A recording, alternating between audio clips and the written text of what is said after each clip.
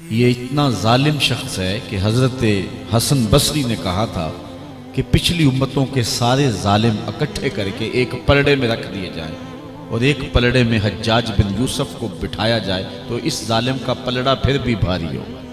70,000 لوگ اس نے اپنے ہاتھ سے قتل کیے، بلکہ صحابی رسول کو حرم کے صحن کے اندر یوں قتل کیا ہے اور یوں ذبح کیا جس طرح مینڈے کو ذبح کیا جاتا ہے۔ 90,000 لوگ اس کے حکم سے کٹے۔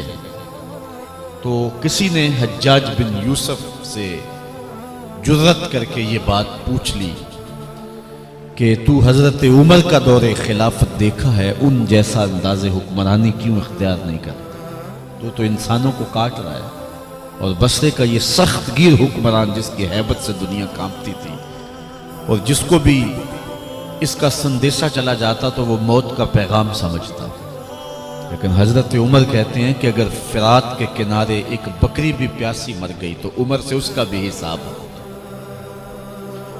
تو کہا کہ تو نے وہ دور بھی دیکھا ہے؟ یہ جرأت کر کے کسی نے اس ظالم سے، ہر دور میں ایسے لوگ ہوتے ہیں جو ظالموں کے سامنے بھی کلمہ حق کہنے سے جھجکتے نہیں، اگرچہ چائے کی پیالی پہ دین بیچنے والے لوگ بھی موجود ہوتے ہیں اور تاج شاہی کو پاؤں کی ٹھوکر پہ بھی نہیں رکھتے، ایسے لوگ بھی، ایسے دیوانے بھی زمانے میں ہر دور میں موجود ہوتے ہیں۔ حجاج بن یوسف نے ایک فقیر کا سنا کہ وہ بڑا درویش آدمی ہے، اس کو بلا بھیجا۔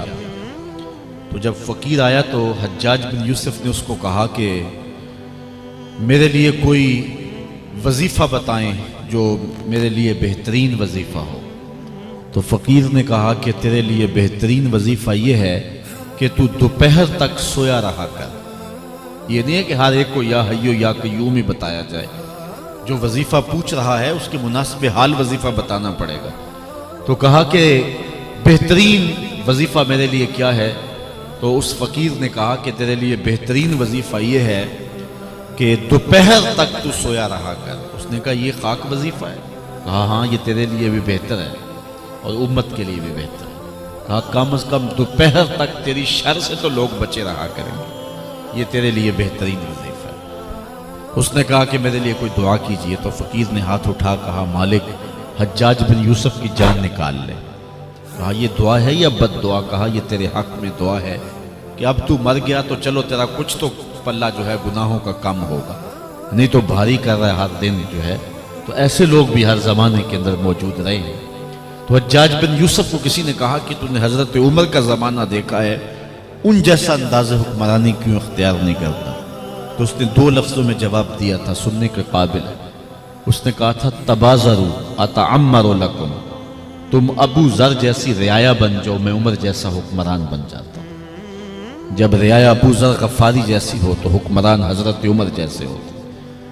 آج ہم اگر موجودہ حکمرانوں کی کہانی بیان کریں اور جو دردناک صورتحال ہے اور ملک کو جو خطرات درپیش ہیں وہ شرمناک بھی ہیں اور دردناک بھی ہیں اور اذیتناک بھی اور کربناک بھی، لیکن دوسری جانب ہم اپنے آپ کو دیکھیں تو ہم کس جگہ پہ کھڑے ہیں؟